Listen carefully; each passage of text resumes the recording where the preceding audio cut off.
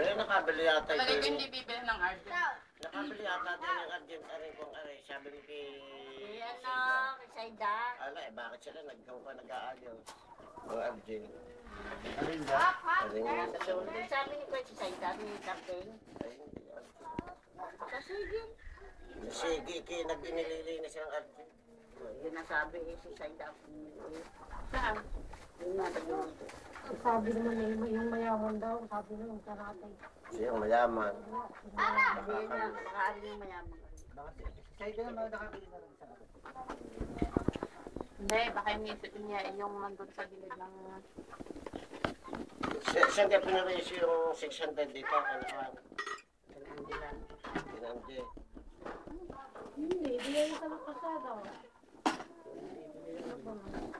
Sabi mo yan nga, sabi niya 2 milyon. Wala nakaalas eh.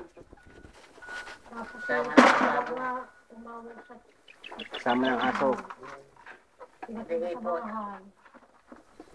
Ayun, sinabi ko pwede mo na sabihin daw din ko.